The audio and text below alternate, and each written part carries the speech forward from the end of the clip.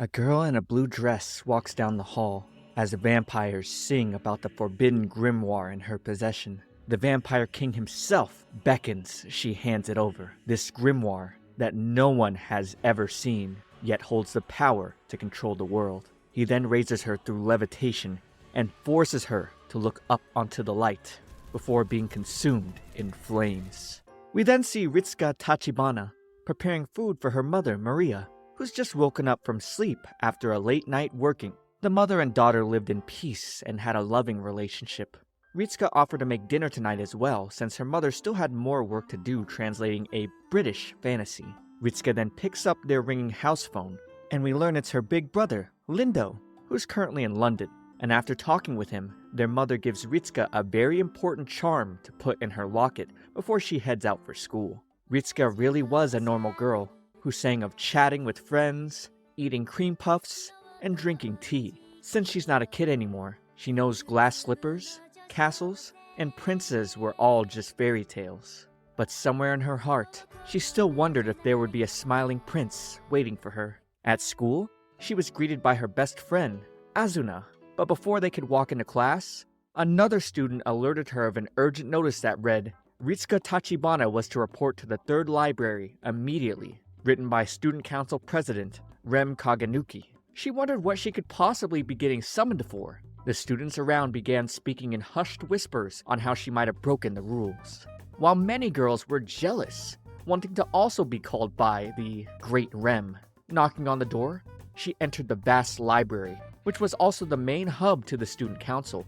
It was there Rem, the student council president of Shiko Academy, mentioned receiving a note about her violating school regulations. However, Ritsuka vehemently denied the accusations of anything. She wanted to know who wrote it and what it said. The rest of the council members were excited to see this girl talk back. Rem then put her in a trance, and dropping the note he held, we see it was actually an empty feedback submission form. He whispers he actually summoned her to ask her something, but as he gets closer to her, the light within her locket emanates, and all of the student council shudders before the light.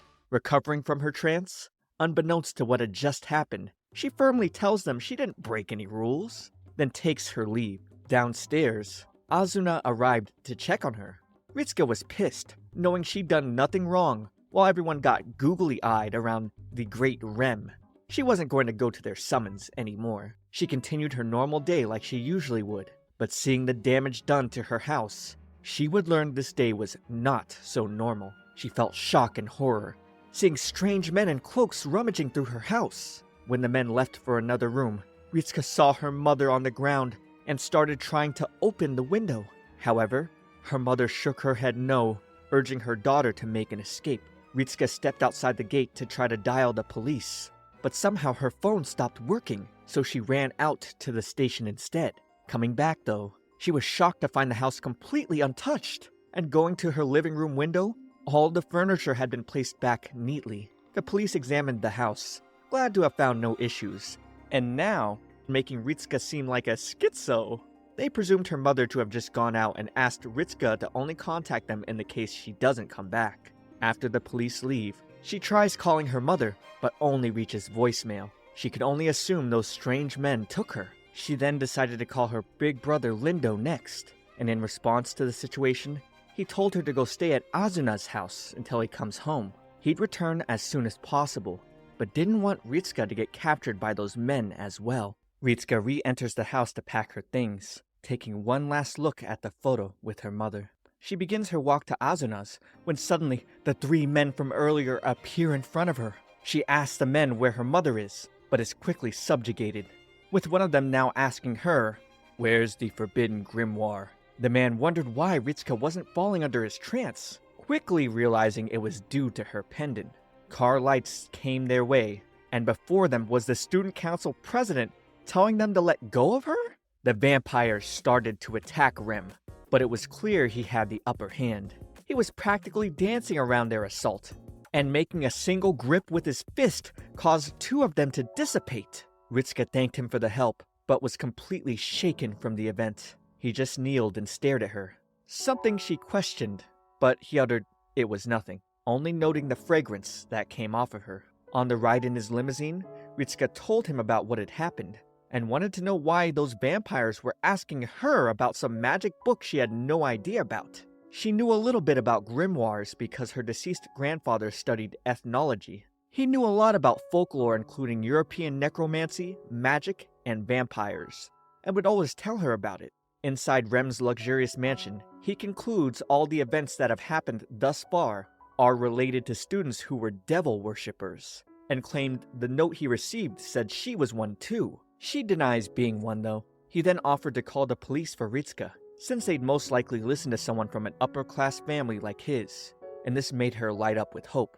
She tried to thank him for his help, but he needed no thanks, saying it was all to keep order in their school as student council president. After he left, Ritsuka found a little doggy barking at her, picking him up for comfort. And you'd feel more comfort by liking this video and subscribing to my channel, because here at My Shoujo Weekly, I've got plenty of stories involving the most comforting of romances. And if you liked this one, you might enjoy my vampire playlist. Outside of that, I also stream on a weekly basis, where we talk about anime topics and play fun games. So come on, hit that subscribe and watch me live. Riding on the way to school the next day, Ritsuka and Rem sit in an awkward silence. Despite receiving the offer to stay at Rem's home, where he tells her it might be safer, she's decided to stay at Azuna's house until her brother returns home later tonight. After they arrive, she quickly runs off to class, and now everyone is speculating on what she was doing in his limo. One girl even said she'd pay if she were trying to cozy up to him. Ritsuka wanted to shout, "It's not like that." Azuna then ran down the stairs, hugging Ritsuka with feelings of relief. Making their way to class together, Ritsuka explains everything that had happened and actually takes back what she said yesterday, having called Rem a jerk, since he really helped her, even if it was only for the school's sake. The same old classroom, the same old lessons, but now Ritsuka's life wasn't the same anymore. At lunch, Azuna invited her to the cafeteria, but with Ritsuka's mother on her mind, she just wasn't hungry. Then suddenly, another student called for her. Apparently, the council president wanted to see her again. Azuna wanted to join her this time, but the other student denied her, saying she wasn't allowed to because she wasn't asked for. Ritsuka went along with it, while Azuna stayed behind with feelings of worry. Inside the council room were 3 of the members, but no sign of Rem. Then, the little dog from Rem's came out from under the table for pats, but with Urie Sogami greeting Ritsuka and calling her his little butterfly. Rowan was not happy with him and started yapping.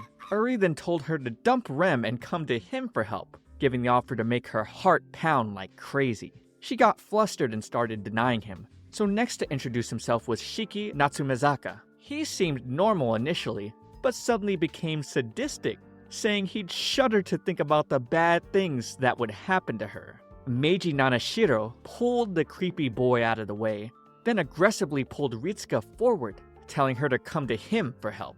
When she pulled away, he told her there was no need to be shy, because he'd protect her from anyone she needed him to.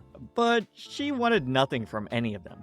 The boys started bantering and arguing, and with Shiki trying to sneak in to promote himself, Rowan started biting at his leg. So he picked up the dog and started threatening him. Rem then made his entrance, getting their attention.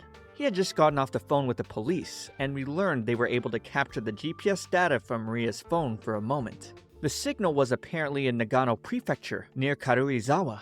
Ritsuka was surprised because that's where her late grandfather's house was. Rem then took her hand and told her they would head there to find clues on where her mother was. Inside the limo, he asked her why she hadn't touched any of the bento, reminding her at times like these, one must always eat properly. She started eating and thanked him for all his help, though his response remained stoic and aloof. When she started seeing him pick out the shiitake mushrooms from his food, she giggled, finding out he was a picky eater. They finally made it to the location of Ritsuka's grandfather's place, which was completely isolated in a forest area. She was a little nervous seeing it had been broken into, and now finding the entire house had been rummaged through, she thought back to those men who had broken into her house. She ran around, looking for her mother, but she was nowhere to be found. Rem then noticed Maria's phone, and Ritsuka took it, squeezing it tight with thoughts of her mother. He then touched her shoulder and comforted her, saying he would find her. He then once again added this to the list of works of the devil worshippers,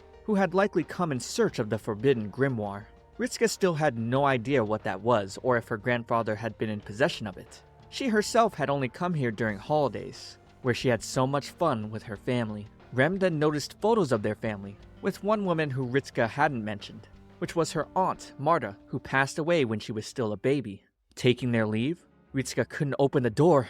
They were trapped in, finding a room set on fire. Ritsuka decided to go get the fire extinguisher in the kitchen, but found herself getting grabbed by a stranger, who got his face kicked by Rem. Rem ushered her to get out, and after she ran, the assailant lit the kitchen on fire. But Rem felt no fear. Even with more men approaching for combat, his flames were hotter. He smirked, seeing one of the vampires from the other day appear. These fodder-level opponents were like pitiful marionettes in the palm of his hand. He had no problem eliminating everyone, except the one from the other day who escaped once again. With the snap of his finger, he turned the last one he caught into dust.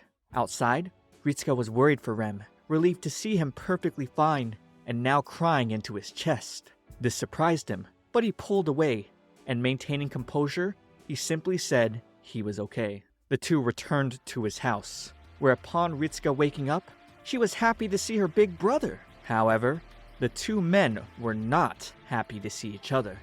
After Ritsuka introduces the two, Rem offers his hand. However, Lindo just takes his sister without acknowledging the student council president whatsoever. Rem slams the door open the next day in the student council, and with everyone seeing him not say a word, they all could tell he was clearly in a bad mood. Shiki wished he could have seen the house burn, thinking it must have been a beautiful sight. Meiji was annoyed that their leader didn't steal the grimoire as quickly as possible. Urie referred to Rem's true last name and lineage under the prestigious Arland family, disappointed in believing he himself would have done a better job. But still, Rem commanded that no one here act out of turn. Startled by the bright light from the opened window curtains, Ritsuka is surprised at a boy in the apron in front of her, only now realizing it's her big brother, who teases her slovenly manner of sleeping. Setting down breakfast, we learn Lindo has always loved cooking, and it seems it's improved since he went to England. To her surprise, he tells her she's staying home and needs to take time off from school for a while,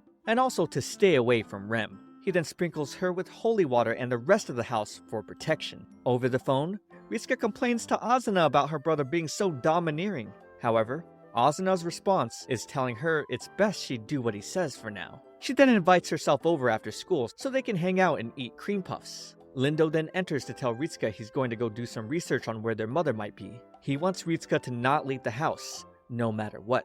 Outside, looking back at her window, he was determined to keep her safe. Ritsuka curled up in her bed, keeping her mother's safety in mind. She suddenly jolts up hearing the sound of a car crash and a screaming woman. But heading outside, she doesn't see anyone, instead finding Urie standing before her. Initially, she wanted to invite him in for tea, but seeing the holy water on the ground, he declined. He then brings up that there's news about her mother from Rem's family, getting Ritsuka to get her things and follow him. He lures her to a large garden area, where inside, a large collective of students wearing masquerade masks stare at her. The ladies start swarming around Urie, but he turns them away to sit with Ritsuka down on his special sofa. The staring girls begin to criticize, but Ritsuka didn't want to be here either. She asks Urie where Rem is, but instead gets shushed, as Urie welcomes her to his Eden. This place is a world filled with amour, love. Love he enacts with a dramatic kiss. Ritsuka falls into a trance as Urie draws himself closer, but when the sight of her locket awakens her, she slaps him. Not realizing what happened, she apologizes and once again asks where Rem is. Her attack causes the women to draw closer to her though. At a pastry shop, Asuna finally checks her phone, having had it off until now because of the teacher's rules. Checking her voicemail, she hears a message from Ritsuka, who explained where she was. Asuna knew this was bad news and ran out. Running away from Urie's women, Ritsuka can't seem to find a way out. She's suddenly surrounded by black, which becomes an amusement park. Getting a moment of reprieve, the lights suddenly come on, and the women spot her again, so she runs into the House of Mirrors. She tries her best to evade capture, but is unfortunately caught by the women, who begin to try to pull the pendant away. The lights suddenly go out, giving time for Urie to pull her away. Alone by themselves, he tells Ritsuka his butterflies, referring to the women, tend to lose control when he's involved.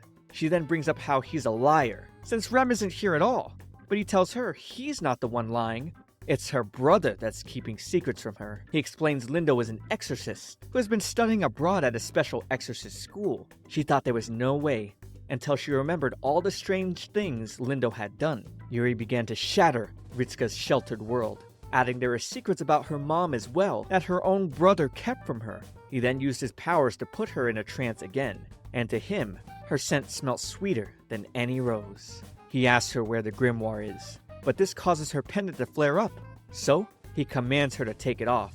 But when she starts to, Rem pulls her away. He reminds Urie he told him not to act out of turn. The two of them offer their hands towards her, but instead of taking either, she runs away. Before Rem can go after her, Urie pulls him back to ask why Ritsuka's getting special treatment. As childhood friends, Urie wanted to know. However, Rem only replied it was none of his business. Ritsuka eventually ran into her big brother and trying to explain what had happened. She saw no sign of Urie's garden or the amusement park. He tried reassuring her she must have been tired, telling her she should go home and rest. But now she wondered how he knew she was here. Sitting above the Ferris wheel that night, Urie monologued on how he wanted Ritsuka to be his and only his. He'd hold his little butterfly until she fell apart. In her dreams, Ritsuka was running for life. She had visions of her tattered mother with blood dripping down her neck, and was stopped by the hand holding the butterfly Urie crumbled. She woke up from her nightmare because of her brother, who wanted to take care of her laundry today. However, getting out of bed, Ritsuka could barely keep it together. Lindo reassured her things would be fine because he was here for her, which made Ritsuka remember their past together. Lindo had always wiped away her tears. He always protected her. He was her prince back then, but now he looked quite silly to her. Ritsuka tried opening her window, but became distraught seeing there was a padded lock. Lindo was serious about doing whatever it takes to protect her, but hearing her ask about his life as an exorcist, he was surprised. He explained their grandfather's work had attracted vampires and demons that killed him. Ritsuka thought their grandfather was just sickly, but the truth was, he had been stricken with a deadly curse. Lindo didn't want her to see their grandfather then, because the curse made him look inhuman. However, the grandfather was worried about her and their mother to the very end. He left the two of them in Lindo's care. We learned Lindo had the devil and vampire folklore drilled into him since he was young. His duty was to become an exorcist to protect the family. Their mother knew, which is why she gave Ritsuka the pendant that repels evil. They had planned to tell her before her 17th birthday, but unfortunately, the wicked forces were acting now. The devil's once overwhelming power has been dwindling, so the vampires were seizing their opportunity by kidnapping Maria. That's where the Forbidden Grimoire came in. It's a book of magic, and whoever holds it controls the world. The devils and vampires were confident the secret to its whereabouts lied in the Tachibana family. When Lindo explains the student council are high-class devils, Ritsuka goes into denial, bringing up the fact that Rem risked his life to protect her. However, Lindo claimed it was just a ruse. He begged Ritsuka to believe him, because she meant more to him than anyone in the entire world. Ritsuka was stressing over the whole thing, but she couldn't believe Rem was trying to use her. Exiting the house, Lindo locked the door with another lock, which seemed excessive, but he believed it was for the best. He really loved his sweet sister, but couldn't contain his true feelings, instead using his will to become an exorcist to protect her. In his heart, he felt true love for her, knowing he wasn't her real brother. With him gone for the day though, Ritsuka was glad to have broken open her window. She felt bad for going against her brother's desires, but she needed to see Rem's intentions for herself. She went to the student council room and met with a blue-haired boy opening the door who did not speak to her, but simply smiled as he shut the door on her. Rem then arrived, so she asked if his kindness so far was out of genuine care for her, or the grimoire. She wanted to trust what she thought was his desire to protect her. Rem ignored her questions, instead telling her that as long as her brother hated him, there's nothing more he could do for her. Asuna later sees Rem surrounded by women in her classroom. He's apparently looking for Ritsuka, so she takes him aside to ask why he's looking for her, but he wouldn't say. Worried for her friend, she tries to get in contact with Lindo. Lindo was taking care of important business, receiving an important ring from the church, and now becoming shocked seeing the message from Asuna, walking her own way through the school. Ritsuka was surprised to see Rem appearing right in front of her. She was also surprised to see him smiling for the first time. Then, hearing Asuna shouting for her, Rem grabbed her hand and pulled her away. Lindo finally met with Asuna, upset to hear there was no sign of Ritsuka. So, he used his powers to make a twig show him the way. In a secluded location, Ritsuka hears her brother calling for her, but then Rem has her against the wall. He smirks, prompting her to ask who he is, since Rem would never behave in this manner. She shrunk back, then pushed away as he drew his face closer, but she was shocked to find another Rem in front of her, then another. She was surrounded by Rems. She screamed for this to stop, and Lindo arrived in the nick of time. He tried to protect her, and watching them become surrounded, we learned the blue-haired boy from before lured Ritsuka with these imposters. He wanted to see Lindo's capabilities as an exorcist. The Rem clones then began to beat on Lindo, and he just took it, smiling at Ritsuka while blood dripped down his head. She screamed for it to stop, causing her pendant to light up, which Lindo caught while blocking the next attack. Lindo then got up, casting a powerful spell to wipe out all the Rem clones at once. Turns out, they were just regular students. When the real Rem appeared, Lindo stood in front of Ritsuka to protect her. Then, the blue-haired boy made his escape, along with all the students he possessed. Rem was not too pleased by the action of this boy. At home, Ritsuka tended to Lindo's wounds. He told her once more to be wary of the student council. But still, she just couldn't think of Rem as evil. She declared she would return to school tomorrow because she didn't like being in the dark like this. She wanted to see the truth for herself. Lindo accepted her bullheaded attitude, because it was exactly how she'd always been. He then put the sacred Lux ring on her finger as a way to protect her, and let her know he'd be going to school with her from now on, much to her surprise. Later that night, Rem continued to think about Ritsuka. His heart was wavering, knowing he needed to obtain the Grimoire and the Arland family name under his father's orders. But he felt something for Ritsuka. At the same time, Lindo was dispatching vampires using his holy magic, but the green-haired vampire who was always escaping begrudgingly wondered why Lindo wasn't siding with them. Spending his first day as a transfer student, the other students were clamoring to learn more about Lindo. No matter what they asked, though, he was quiet and aloof, except smiling and waving when it came to his sister. Some of Ritsuka's girlfriends were asking if he gave her the ring, giving them the wrong impression as she constantly explained he was her brother. In class, Ritsuka was fixated on the Lux ring, when suddenly, we hear the loud bang of Meiji breaking down the classroom door. Despite the teacher yelling at Meiji because they were in the middle of class, he simply picked up Ritsuka and jumped down from the window with her. Then, with a snap of his fingers, Asuna turned back to the classroom to see everything was put back in order as if nothing had happened. Until Lindo barged in, distraught seeing his sister wasn't here. In the council classroom, the rest of the boys are talking about Lindo being a problematic exorcist boy. While grooming Rowan, Shiki accidentally plucks a chunk of his fur, so while they playfully talk about messing with Ritsuka, Rowan gnaws at Shiki's head. Elsewhere, Ritsuka is panting heavily, having been carried to the top of the Tokyo Tower. Meiji teased her, deciding to fall backwards, but magically appeared standing perpendicular to the tippy top. Ritsuka now knew for sure the student council was filled with devils. Meiji threatened to devour her soul unless she told him where the forbidden grimoire was. But of course, the Lux ring kept her safe with shining light. Meiji was annoyed over the exorcist boy's interference, so he changes his strategy by telling Ritsuka to become his. Because if she was his, she'd gladly tell him where the grimoire was. He wanted her to fall in love with him, claiming there wasn't a soul who wouldn't fall for him once they've seen what he could do. Snapping his fingers, he opened a portal, and Ritsuka screamed all the way as he jumped down into it. Meiji showed her the world of a man's man, who could take whatever he wanted. He was pleased to see his servants having put her into a chi pao for dinner. Eating the meal, however, Meiji commented human food was disgusting. He'd much rather prefer a tasty soul. The two began to discuss things, particularly Meiji's distaste for Rem. He claimed Rem had Ritsuka right where he wanted her, even though she kept defending him, saying Rem wasn't like that. But Meiji knew devils better than anyone. Devils lie. Ritsuka begins to shout at Meiji, telling her she isn't interested in him at all. Then all of a sudden, he smells a pleasant scent.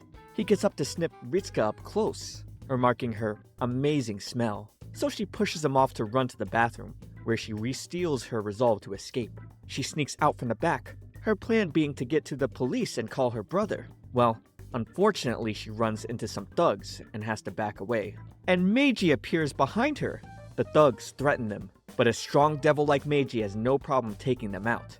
With Ritsuka making her escape, Meiji gets annoyed, and the souls of these men aren't enough to quench his displeasure. But still, he does find them much tastier than duck legs.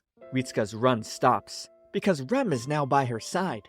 He takes her to his private plane, and still speaking in his aloof tone, he tells her to call her brother as soon as she lands, and he's glad she was alright. She challengingly questioned if his concern was because she was the key to the grimoire. She felt hurt because she trusted him, but now had to accept that he was a devil. Rem turns away from her, saying he has to fulfill the purpose he'd been given. He needed absolute power and an obedient pawn. She was one of them. Hearing this broke her heart. She didn't want him to touch her. Then, with a sudden jolt of lightning striking the ground before them, Meiji recaptured her. The two men bickered over who she belonged to, with Rem being particularly vexed because Meiji ruined his plans. Meiji then shot at Rem and made his escape, while Ritsuka still reached towards the man she truly felt for. Walking along a path, Meiji could tell she was sad having gone completely silent. So he took her to a sunset beach, a scenic place he thought humans liked. She began to cry,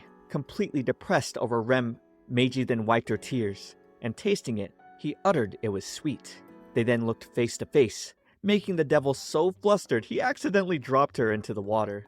Now that the two were soaked, he apologized, then brought them back to the school, where Lindo was waiting with his trap. Seeing them wet though, he went into a rage, believing Meiji had defiled his sister. Meiji didn't make things any better though, telling Lindo, "She's already mine." Lindo's eyes lit red, and he became completely enraged. He found Meiji's actions unforgivable and wanted to kill him. The two shot back and forth, standing toe-to-toe with each other in power. They then both fired their most powerful attacks, but drew back with Ritsuka intervening. Lindo then came to her side, relieved she was alright, and Meiji took off, telling them he'd have her admit she was his by the next time. Lindo felt remorse for not being able to protect Ritsuka, even though he was with her at school, but still, she said it was alright. Back at the student council room, Meiji smelt the sweet scent of Ritsuka that still lingered on his clothing, and thought of the moments they shared together. Shiki then suddenly appeared, jump-scaring him and teasing him for being red-faced. Shiki was ready to take his turn at locking Ritsuka away for a lifetime. At school, Ritsuka tells Asuna her brother isn't attending class today to take care of important business. He did leave her with a full-course meal in a basket. If this is what he did for her lunch, he might go overboard for her birthday. Regardless, Ritsuka was excited to spend her birthday next month with her dear best friend. The bell rang, so Asuna headed to class. Ritsuka stayed behind to release a bird that was stuck in the hall for some reason, but wasn't expecting to see Rem here. She clenched her eyes tight, thinking about how he only saw her as a pawn, but he simply walked past her, not saying anything. Rem storms into the student council, reminding them that as the Arlen family heir, he was in charge of everything and they were not to act out of turn in regards to the grimoire.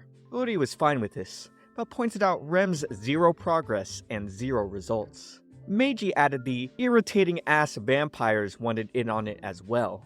Urie and Meiji kept wanting to have more chances at getting the grimoire's whereabouts from Ritsuka, but still, Rem commanded them not to. They have some more useless dialogue that eventually leaves Shiki to threaten Rowan, stabbing his scissors into the couch. Outside, Ritsuka finds him getting his hands all cut up, tearing yellow roses out from the bushes. She tries to stop him, but he just tells her to leave him alone and shoves her away. This lodges a thorn into her hand, and she bleeds plucking it out.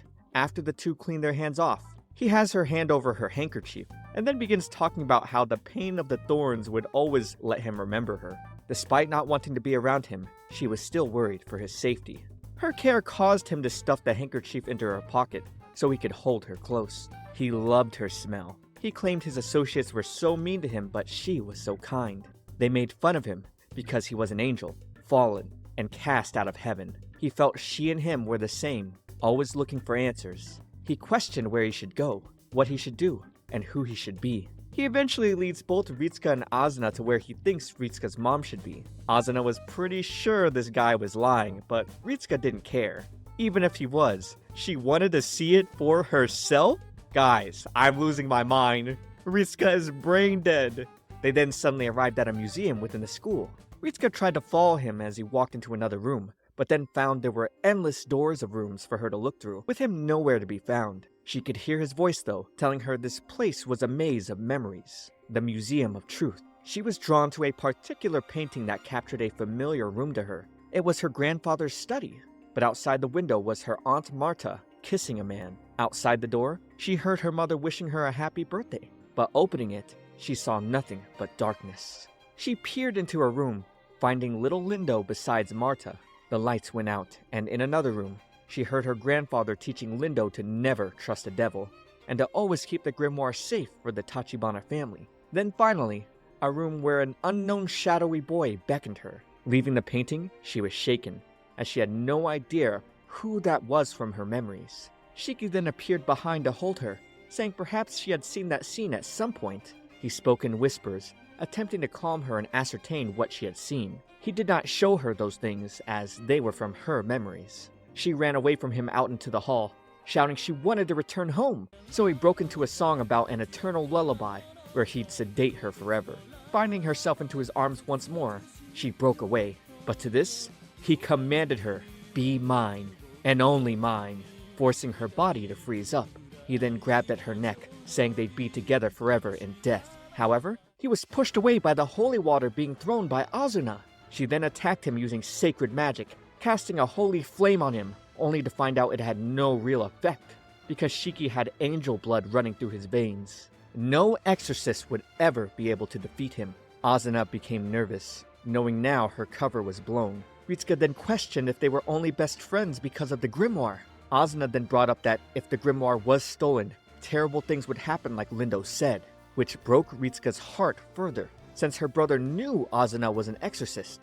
Ritsuka realized she was the only one left in the dark about these things. Shiki used this moment to separate the two with his wind, and rained down sharp plumage onto Azuna, taking her out. He then began to step on her, talking about all the ways he could savor her agony. Ritsuka then ran towards to cover her, telling Shiki not to touch her. Even knowing her best friend had been lying to her, she reasoned the lie was for her own protection. What she hated most was watching people hurt and be hurt. Shiki grew bored, bringing the two of them back to the school grounds. He was done for the day. Rem had been watching, but when Ritsuka questioned him about her mother, he left with no explanation. She was still hurting. She didn't want to be a pawn anymore.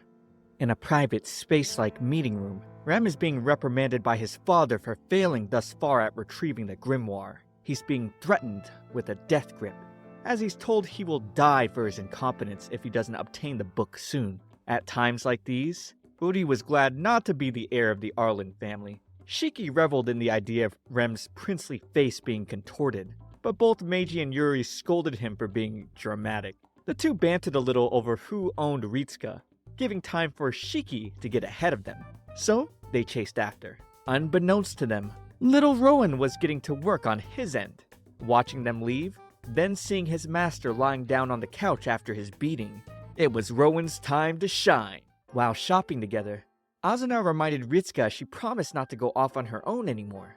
Ritsuka was confident that a little distance never hurt, but with how many times she'd take a small walk and get kidnapped, I really think she's too overconfident. The two were getting supplies for the cultural festival, and with Azuna heading to checkout, she told Ritsuka to stay put and not go off anywhere no matter what.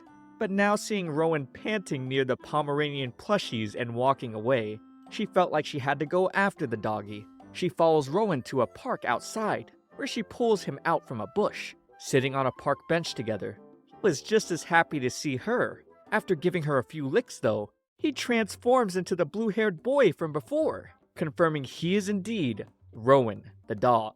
Ritsuka was not prepared for this at all. She pushes him off, but before she can answer Azuna's call, Rowan gets in her face, enticing her with info about the forbidden grimoire. He then reveals himself to be Cerberus, Hell's watchdog, and his true master is the fiend, Maxis.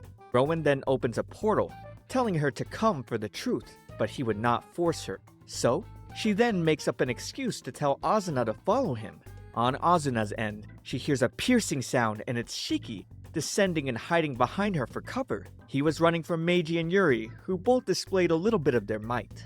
Shiki tells them it was a misunderstanding, having come to Azuna since she should know where Ritsuka is. Back in the student council room, Rem finally wakes up from his brutal beating.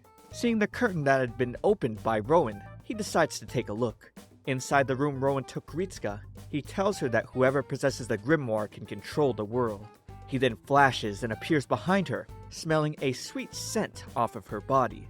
Then licking her, She pushes him with a knee-jerk reaction, triggering enough force from her Lux ring to cause him to crash into a pillar. He recovers with no problem, and now reveals something she didn't expect. The Grimoire was inside of her, and her scent was proof of that. She had the power to open the gates of hell and rule this world. He offers to extract the power from her, because he wants to deliver it to his master Maxis, who would end the war. As a result, her mother would be returned safely and no one would come after her family anymore. Back where Azuna is, she staved off the 3 boys, best as she could with holy water.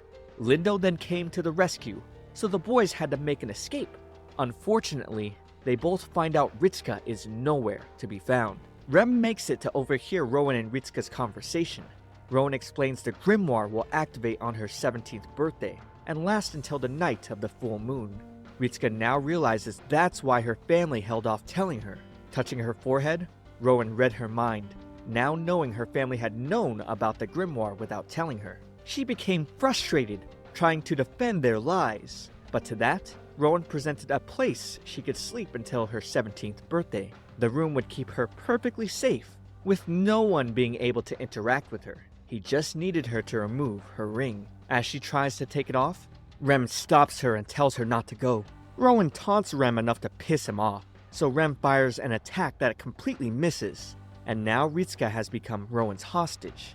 He tore into her shirt and pierced her chest a little. However, the power of the ring blew him back once more. Lindo then suddenly teleports in, and seeing the blood on her shirt, he's pissed at the only other person he can see, Rem. Ritsuka tries to stand in her brother's way, but Lindo's anger causes an aura to emanate from him. He then quickly moves behind her to try to slug Rem, and when Ritsuka tries to stop him, she gets pushed off. With Rem going to her side, Lindo goes for another strike, but Ritsuka intervenes again, taking scratches to her face. Rem tries to fend off the enraged brother, and we see Lindo's elongated nails digging into Rem. Rem then shouts that Lindo was harming Ritsuka, which brings Lindo back to his senses. He felt remorse, but Ritsuka assures him it's alright. With the skirmish done, Rem takes his leave, bringing Ritsuka and Lindo back to the park. Later that night, Lindo apologizes for everything and explains to her their father was the one who told him she was the Grimoire. Their mother had grown special, holy potpourri she put in Ritsuka's pendant that completely masked the scent of the Grimoire. When their grandfather died last year, Ritsuka's emotions grew so strong that the potpourri could no longer hide it. That's why these monsters were after her now. Ritsuka blamed herself for their mom's kidnapping. She wanted this to all be over so badly. She thought to just hand the Grimoire over and have it be the end of things. But Lindo discourages her, since giving the Grimoire would mean she would die. Lying in bed, she thought about how everyone had been hiding things from her. When her brother was on a rampage earlier, he was like a beast. She didn't know who to trust. What was the truth? What was a lie? And what she should do. At the academy, the students were preparing for the upcoming school festival. Because of all the crazy things that had been happening, both Ritsuka's heart and head have been all mixed up. But still, she attended school, because more than anything, she'd hate to give in to the craziness of it all. Since that day Lindo and Rem fought, she hasn't seen Rem.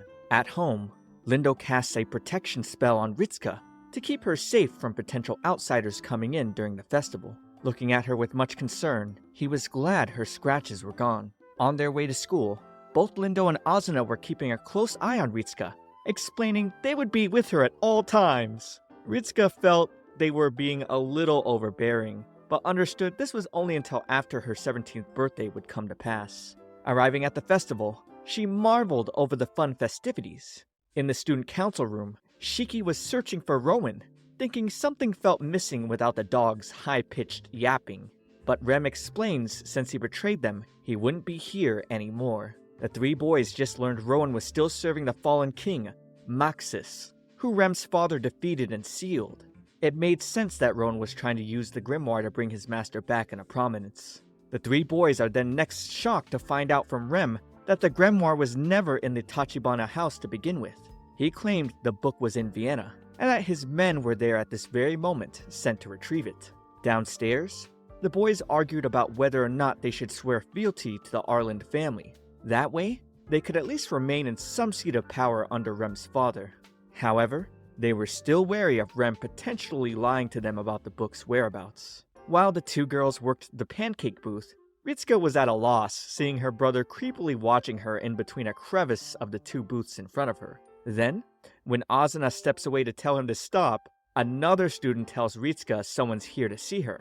That someone being Urie, pleased to see his lovely butterfly as beautiful as ever. He wanted Ritsuka to be his partner for tonight for the dance festival, whispering to her, "Give me your body and soul, and I'll take you to a dizzying world of love." But she of course pushes him away.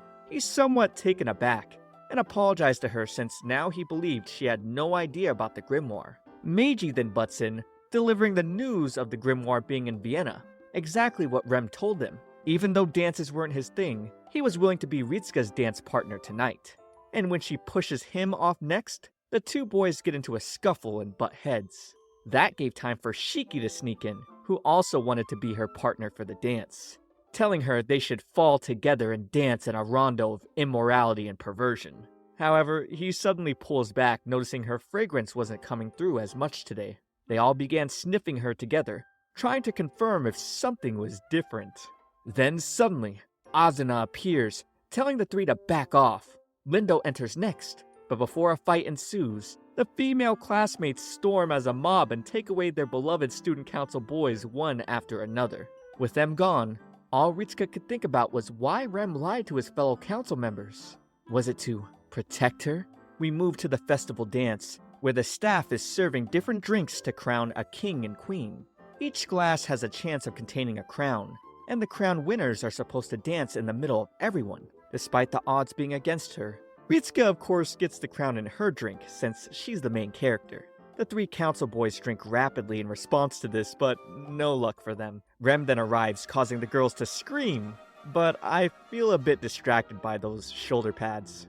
Taking his drink, he was the king crown winner, and even in a room where everyone was talking amongst one another, the king and queen could only see each other. The crowd then swarmed in to cheer the two on, and seated together, Ritsuka wondered how this had happened. Rem just claimed it was mere coincidence. Meiji accused Rem of cheating. However, Urie clarified there was no sign of magic usage. It really was just a coincidence, which annoyed them. Asuna and Lindo had their concerns, but knew the council wouldn't try anything with this large crowd. The ballroom orchestra began to play, and the students cheered, "Happy Queen! Happy King!" over and over. With Rem offering his hand, Ritsuka was startled, getting pulled by him, who told her to follow his lead, even though she didn't know how to dance. While they danced together, Ritsuka thanked him for everything as he tried to play cool and say he didn't need her gratitude. She observed how he also had said he was doing these things in his own interest. But she was saved by him many times. Grabbing his hand tighter, she could feel both their hands were hot, practically burning up. There was this murmuring inside her, like trees swaying in the woods. The two pondered over this strange feeling, wondering if it was love. For Rem, being with her had no names, no destiny, no yesterdays, and no tomorrow. And for Ritsuka, her time with him was like a dream. Now with the fireworks lighting off and attracting the students to the outside, the two continued to stare at one another. But the dream was fleeting, with Rem walking away. Walking home, Ritsuka's sadness was so palpable, Lindo could see it on her face. She stared at the crown, now accepting she must truly love Rem. However, there was no more time to reflect, with the vampires now surrounding them. Asuna and Lindo did their best to protect Ritsuka, destroying vampire after vampire, but with their numbers endless, Lindo had to use his enraged form once more. None of them were prepared, though, for the green-haired vampire to appear behind Ritsuka to hold her hostage. Asuna managed to free her, but this ultimately cost her life. Witnessing her best friend pierced with blood dripping from her body, Ritsuka screamed, releasing an attack powerful enough to destroy her ring and all the vampires in the vicinity. Asuna's last word was Ritsuka's name before her consciousness faded. Ritsuka cried, calling her best friend over and over, while the green-haired vampire laughed at the event from a distance. He now knew Ritsuka held the grimoire in her body. With the light fading, Ritsuka fell back into her brother's arms. Picking her up and seeing Asuna's bloody corpse, he gave a distraught look. Using hellhounds, Urie, Meiji, and Shiki were able to find the location the grimoire was last used. and now the three of them knew Ritsuka was the Grimoire. Seeing the leftover magic symbols, they could tell Lindo had taken her away. At the Exorcist Society, the head priest praises Lindo for bringing his Grimoire sister to them for protection, and presenting him a new ring. They told Lindo he and his sister could rest easy now. Ritsuka wakes up sweating from a nightmare, seeing Lindo holding her hand. She gets up frantically, asking about Asuna, causing him to look away. Her heart sank. She'd rather be dead. However, her brother tried to dissuade these feelings, saying Asuna wouldn't have wanted that. He put Asuna's rosary in her hand, then explained Asuna was always afraid that one day, Ritsuka would find out she was an exorcist and lose her as a friend. After Ritsuka accepted her knowing the truth, Asuna was happier to protect her openly. He pleaded with Ritsuka not to let Asuna's feelings be in vain. After crying until she passed out, Lindo placed the new ring onto her finger. This woke her and she begged him not to leave her side, so he sweetly promised her he'd always be here for her. But while she slept, he would endure the most painful purity cleansing in order to suppress the evil within him. He screamed, writhing in pain as his fellow priests poured holy liquid onto him that burned. At the Tokyo Tower, Meiji, Urie, and Shiki had found Ritsuka's location, the only problem being she was in a powerful barrier within the exorcist's den. However, Shiki knew she wasn't exactly safe there, and Lindo would find the same, coming back to an empty room where Ritsuka should have been sleeping. We hear men giving a holy chant as Ritsuka is brought to the head priest. She's somewhat confused as the priest elaborates she's fallen in too deeply with agents of darkness and needed to undergo a cleansing ceremony. They sat her down, and she spotted another priest holding tools that would be used for torture. She struggled, resisting restraint, and that's when Lindo busted in, coming to her rescue. The head priest explained they were going to eliminate the Grimoire in order to save the world. Lindo challenged this, but the head priest justified the church's actions. A single life was a small price to pay for protecting humanity. He reasoned the decision under divine guidance. Another one of the priests scolded Lindo, saying it's only natural for a damn peer like him to be unable to understand their noble ideals. With Ritsuka getting startled by this revelation, another priest reveals the truth. Lindo was half human, half vampire. Fully prepared to protect his sister, Lindo lights the room ablaze as a diversion to get her out.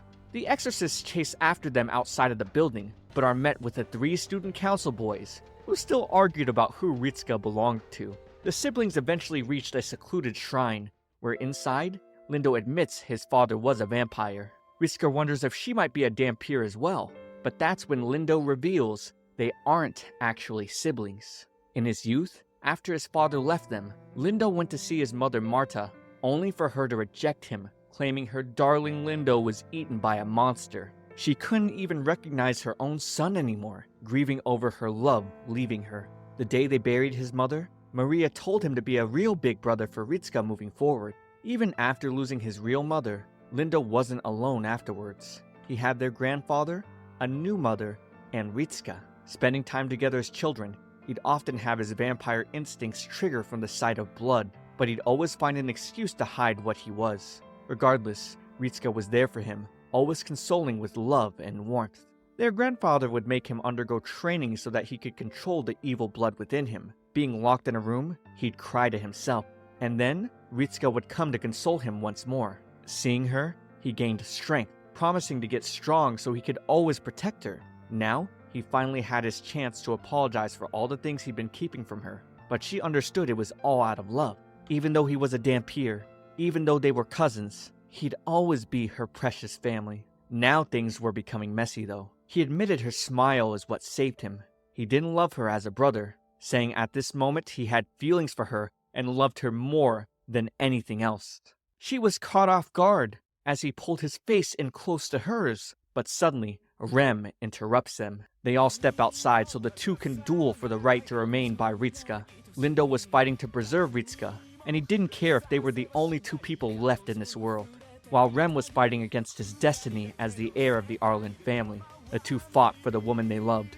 Lindo used the powers of exorcism and the vampiric blood in his veins, while Rem used his fierce demonic flames. Still, Lindo was no match for the son of the Demon King. Heaving on the ground, Lindo shouted he died to protect her. But as Rem was about to acknowledge his wish, Ritsuka came to Lindo's side, accusing Rem of only wanting the grimoire and calling him a cold-blooded, lying devil. She was always getting hurt by him because he never said anything, and she had no idea what he was thinking. As tears dripped down her face, she just told him, "I hate you! I despise you!" Having lost focus, Lindo was able to strike Rem out and win their bout. Hearing Ritsuka tell him to never come back, the demon disappeared. Watching Ritsuka and Lindo from afar, Rem then looked at the festival crown he kept in his hand. Ritsuka had Lindo resting in a bed at school. Putting on Azuna's rosary, she vowed to keep on living to protect Lindo and her mother before dropping her festival crown outside the window. Elsewhere, in the castle of the Vampire King, Jack swore to retrieve the grimoire, as the king said his pawnly son was in his hands. The next morning, Ritsuka woke up to Lindo calling out to her, still writhing in pain while barely conscious. She eased him with her reassurance. She then thought back to a time in their childhood when she wanted to help get a kitty down who was stuck in a tree. Lindo tried to help by climbing the tree, falling on his back but keeping the kitten safe. And the time during an intense storm he stayed outside to build an enclosure so the garden flowers wouldn't get damaged. He'd gotten sick during that occasion, but never blamed her. She wanted to do something to help him as well, but things were somewhat awkward. Remembering he had confessed to her, she ignored those feelings to instead look for food and drink in the school. However, the school was completely empty after the festival. On a rooftop, Rem continued to stare at his festival crown. His subordinates from the student council arrived explaining they were annoyed for being lied to about where the grimoire had really been. They were a little hurt, knowing Rem had never called them friends even once. Rem's answer to this was that status and tradition were everything, but the subordinates could see through his ruse. Rem was not honest with them. He did not truly seek the grimoire, but instead sought to protect Ritsuka. Even hearing their accusations, Rem pretended that wasn't the case. So, Shiki was fine with that, saying he didn't want the grimoire, only Ritsuka. Meiji wanted her as well, and so did Urie. This angered Rem enough to exude pressure through an immense gale towards them. The three wanted to know from his mouth if he really loved her. They were sick of his lies, wanting to finally hear the truth of his feelings for her. As Ritsuka tried to exit the school, she was confronted by a pink-haired Jack, who beckoned her to come with him for her mother's and Lindo's sake. He explains that his fellow vampires were all once human, which is why they've been taking good care of Maria. Ritsuka didn't believe him, of course, but he reasoned he was not lying, explaining that if he wanted to just take her, he could have done it as easily as crushing this apple. Still though, he wondered if her blood was as sweet as its juices. Ritsuka told her unconscious brother she'd be right back, deciding to go along with the vampire. Heading their way, an older man bumps into her. He was angry with her at first, but his tone shifts to being kinder, seeing she was with Lord Jack. Jack told the man he hated humans, since they always changed their attitudes to suit their audience. And as he and Ritsuka took their leave, Jack had his men take care of the man.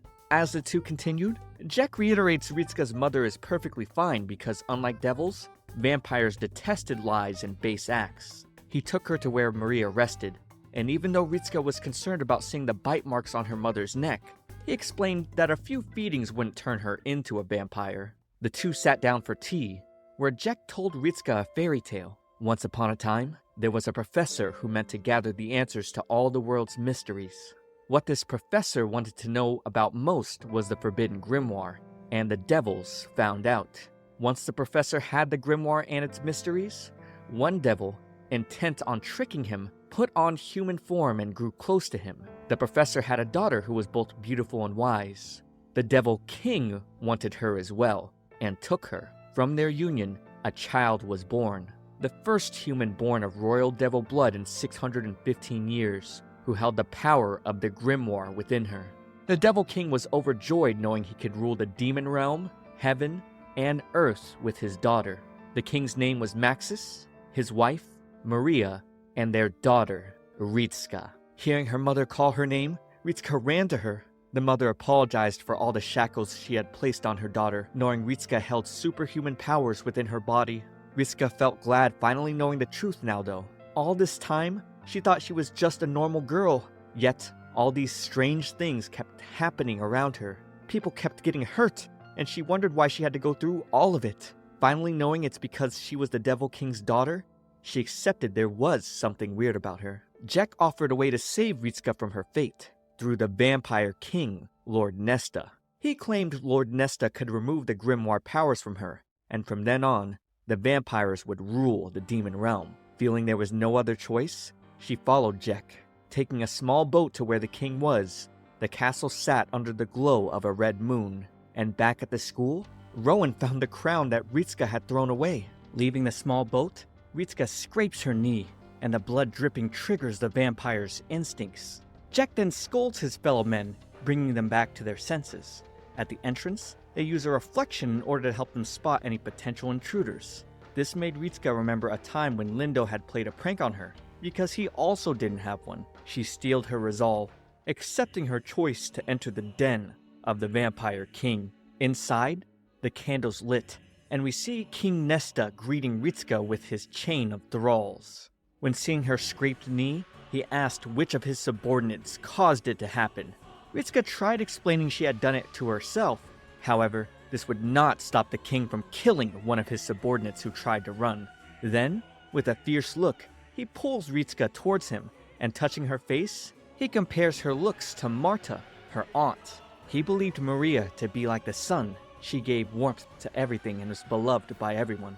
While conversely, Marta was like the moon. Though fond of her sister who garnered all of their father's affection, she resented Maria as well. He asked if Lindo looked anything like himself, given he was his father and Marta's previous lover. Ritsuka vehemently denied Lindo resembling the Vampire King in any way. Nesta was fine with this though, calling his son a mishmash Dampier, before feasting on one of his thralls who gave a lustful look. Tossing the thrall aside, he described Marta as a shameless woman who was so eager to be seduced. He never loved her, instead, only mingled with her seeking the forbidden grimoire. Hearing this angered Ritsuka, who was unable to accept Nesta as Lindo's father. She insulted the king, calling his people the enemy of Azuna, as she still hadn't forgotten what they'd done to her. Nesta just laughed, commenting on Ritsuka being the daughter of the Demon King. He then explains when the full moon rises on her 17th birthday, he'll take her blood and the power of the grimoire. Tonight. Jack then claps, summoning the other vampire subordinates who will be aiming to prepare Ritsuka for tonight's banquet. She first gets thrown into a bath, where the thralls begin to clean her. She's then locked into a room wearing a blue dress, glad to almost be over with everything. She desperately wanted things to go back to the way they were before. Her mother growing herbs in the garden, Lindo cooking his delicious breakfast, and her attending school. But things would never be truly the same since Azuna was dead. She cried over the loss of her best friend, but could now feel Azuna touching her face, telling her to let go. Ritsuka was determined to end things. She had to be strong. She felt she was the only one who could save everyone. Spotting a pair of scissors, she decided to grab them, getting interrupted by the sound of the door opening. At the student council room, Lindo and Rowan made their entrance. Everyone wanted to know where Ritsuka was, except for Rowan, who told them her location. Rem was still uncertain of what he wanted to do, so Rowan placed Ritsuka's crown in front of him, reminding Rem of his true feelings for her. Rem then placed his own crown next to it, calling for the perfect checkmate, and everyone made their leave for the Vampire King's castle. Rowan entered first in doggy form, where showing a single growl made even deadly Rottweilers whimper. Back in Ritsuka's room, she asked Jack how much blood Nesta needs. He wouldn't clearly answer, and when hearing she was excited to go back to her old life, he simply smirked. She became frantic, now questioning if she could really return to normal life, but of course, vampires could not lie. So instead of telling her the truth, he continued not to answer. Tears began to well up in her eyes, and she scrunched down, refusing to move. In response, Jack just slapped her across the face. And now pulling her head, he explained that his lord would drink every last drop of her blood. Tonight, she will die. He thought there was no greater glory than for her to become part of his king's blood. Being presented in front of Nesta, Ritsuka struck his cheek with the pair of scissors she'd been hiding. But this was no issue for the king. With one gaze into Ritsuka's eyes, he put her into a trance. And now against her will, her body was following them to the peak of the south tower. She walked up the steps where Nesta laid her down and exposed her neck for the best spot to drink. Going for his bite though, Rowan's whistle called for the Rottweilers to interrupt him, and Rowan entered, claiming the grimoire belonged to his lord Maxis. Rem and Lindo then entered next, and with her running down to meet the two, the rest of the student council covered her from Nesta. Unfortunately, they were intercepted by Jack, who held her hostage with the pair of scissors she had from before. He then began to laugh in front of them. The vampires then surrounded all the boys. However, Rowan lit the floor with flames and all of them announced their love for Ritsuka. Shortly though, that's when Nesta called for his men to attack. Rem burns the vampires to a crisp. Urie destroys them with his thorns and flowers. Mage defeats them with his brutal lightning. Shiki rains down on them with his deadly plumage. Rowan tears them apart with his hellhounds, and Lindo rips the enemies with his vampiric might. Still though, Nesta had his grip on Ritsuka. Ritsuka grabs one of the decorations and strikes the king to get away, but Jack slaps her and drags her back. Nesta then pulls her in despite her struggling. As he goes for a bite, Rowan calls for his dogs who chew at the king's shadow. This gives Ritsuka another chance to escape, and Rem facilitates it with his fire. Lindo tells Rem to take Ritsuka so he can handle his fight with Jack. And alone together, Rem admits wanting to tell Ritsuka something after this all ends. For now though, he's determined to protect her. Lindo continues his one-on-one with Jack, who feels Lindo was greatly disrespecting his father. For Lindo though, he'd never forgive anyone who hurt Ritsuka. Jack finds himself getting the edge with a strike, but he wasn't prepared for the exorcist circle Lindo strategically placed. In retaliation, Lindo sent Jack to his end where he was impaled by a statue and ultimately rotted away. Nesta then used his sovereignty over vampires to control Lindo. The father spoke sweet whispers of how he loved his son and Marta, and how he wanted the three of them to live as a loving family, convincing Lindo he needed the forbidden grimoire to make that dream a reality, adding he could not make it happen as long as devils ruled the dark realm. As Nesta called for his beloved son, Lindo began to walk forward. Ritsuka and Rem tried telling him not to listen, but he kept walking until he came face to face with his father. This was all a ploy though, so that Lindo could strike Nesta directly in the heart, and ripping it out, blood spurted from the king until he rotted to his end. Coming back down, the siblings embraced, but hearing Nesta's laugh, they now realized it wasn't over. Life flowed back into the vampire king, and he stood up once more. Rem explains Lindo didn't actually get Nesta's true heart, which was hidden and nowhere to be found. Nesta then lets off a fierce howl that blows everyone away, crushing them all under immense pressure. Ritsuka was sick of it all, sick of going along with her cruel destiny instead of defying it. As the clock bell tolled, she decided to pave destiny's path herself using her powers. She wanted to protect everyone. She suddenly found herself in another realm, where she picked up Azuna's dagger, and hearing the sound of a beating heart within a black rose, she marched towards it. Nesta tried to prevent her from reaching it, but Rem intervened, and when she stabbed in, we only hear Nesta's screams as blood pours from the statue where his heart was hidden. He lets off one final groan before fading into dust. Ritsuka then falls from the power usage, where Rem catches her. Calling out to her, he gently tells Ritsuka he won't ever let her go again. The other student council boys were disappointed now that the grimoire was gone, but they were fine waiting another 615 years. By the waterside, Rem admitted his fate with Ritsuka may have been sealed from the moment they met, but the stirring in his heart he felt for her, well, he didn't know what to call it. He held out the 2 crowns before her and said, "I love you," right to her. She told him she loved him too, and they embraced with a hug. Lindo could only watch. He was happy for her, but he lost the woman he loved. Rem had to return to the demon realm since the grimoire was gone. He asked Ritsuka to come with him. It'd be no problem since she had devil blood within her. Holding her hand, he promised to make her happy, but ultimately, she had to choose now. Would she be a part of the demon or human world? She struggled, not wanting to be separated from the man she loved, but also, she didn't want to lose the people dear to her. And as the sun beamed, she had the answer that let her choose her own destiny. She chose to live as a human. With that, the council took their leave one by one, and with Rem knowing this was the end, he handed her his crown that she held in her hands and cried to. He still smiled though, giving her a kiss as he faded, returning to where he belonged. Things returned to normal at the Tachibana residence, and with Ritsuka rushing to school, we see she kept the crown around her neck. In another timeline, Marius turns the wheels of fate in pursuit of the Forbidden Book. Many of the events of the original timeline remain the same, such as Ritsuka meeting the student council and the vampires raiding her home to steal her mother away. Rem saves her, just like before. But when Lindo brings her home, in this timeline, he tells Ritsuka the student council members are devils right away. He opens up about the Forbidden Grimoire, their grandfather's research, the vampires, and him having trained to become an exorcist to protect her immediately. Afterwards, each of the student council boys has their moments with her, just like before. But after the fierce battle between Lindo and Meiji, Lindo's vampire instincts are triggered heavily.